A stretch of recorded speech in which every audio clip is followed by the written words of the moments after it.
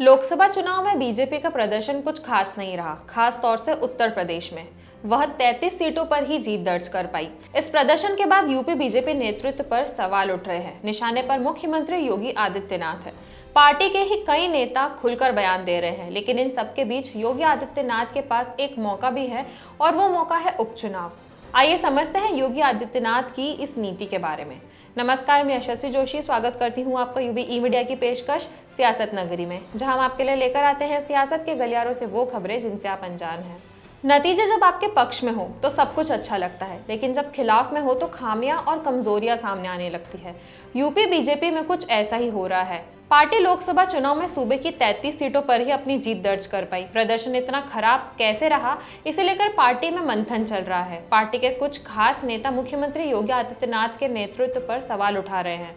जो नेता दबी जुबान में बात करते थे वो खुलकर सामने आ रहे हैं।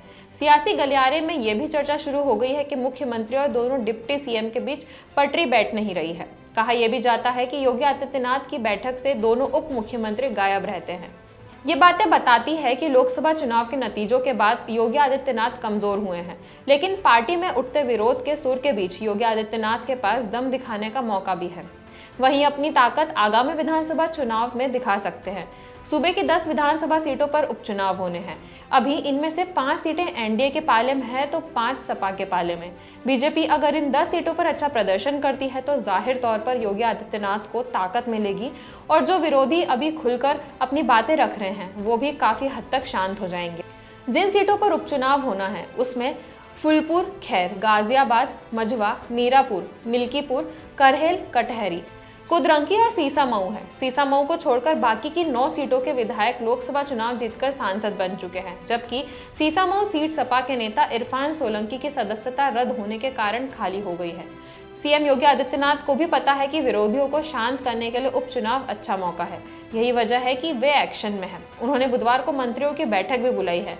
सीएम योगी मंत्रियों के चुनाव की तैयारियों के संबंध में फीडबैक लेंगे। इससे पहले सीएम योगी ने 30 जून को भी बैठक की थी, जिसमें उन्होंने उपचुनाव में मंत्रियों की ड्यूटी लगाई थी। जिन 10 सीटों पर उपचुनाव होने हैं उनमें से 5 को सपा का किला मिल जाता है। ये सीटें हैं करहल, कुद्रंकी, कटहरी, सीसामऊ और मिल्कीपुर। करहल में सपा प्रमुख अखिलेश यादव विधायक हैं, अब वह सांसद बन गए हैं। कन्नौज से जीतकर लोकसभा पहुंचे हैं। वहीं मिल्कीपुर सीट अयोध्या के अंतर्गत आती है। अवधेश प्रसाद 9 बार यहां के विधायक रहे हैं।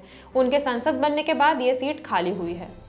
कटहरी अंबेडकर नगर की सीट है। यहाँ से सपा के लालजी वर्मा विधायक थे, वह अंबेडकर नगर लोकसभा सीट से सांसद बन गए हैं।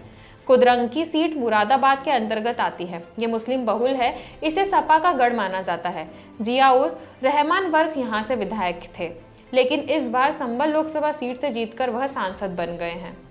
हालांकि उपचुनाव से पहले योगी आदित्यनाथ को पूरी बीजेपी से सब कुछ ठीक करना होगा। उन्होंने अपनों को संभालना होगा, उन नेताओं पर ध्यान देना होगा जिनके बयान से डैमेज हो सकता है। संगठन और सरकार के बीच चीजें दुरुस्त करनी होगी। ऐसा इसी वजह से है क्योंकि डिप्टी सीएम केशव प्रसाद मौर्य ने यूपी बीजेपी कार्य समिति में कहा था कि संगठन सरकार से ऊपर होता है, कोई व्यक्ति या सरकार संगठन से बड़ा नहीं हो सकता।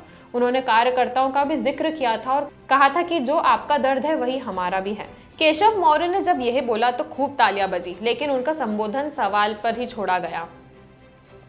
उपचुनाव बीजेपी के साथ योगी आदित्यनाथ की साख का भी सवाल है। अगर इसमें जीत मिलती है तो ये लोकसभा चुनाव में मिली हार के लिए मरहम का काम करेगा।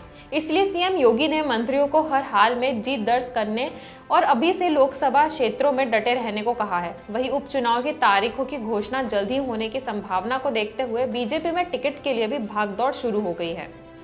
विधायक से संसद बनने वाला नेता जहां अपने परिवार के किसी सदस्य को टिकट दिलाने में जुटा है, वहीं कहीं पूर्व सांसद और विधायक भी टिकट की दौड़ में शामिल हैं। तो यह थी हमारी आज की खास रिपोर्ट, और आपको यह कैसी लगी अपने विचार हमसे जरूर साझा करें। वीडियो पसंद आए तो इसे लाइक और शेयर करें, साथ ही चैनल को सब्सक्राइब जरूर करें। सियासत नगरी आपके लिए लाता रहेगा ऐसी ही सियासती खबरें। तब तक के लिए धन्यवाद।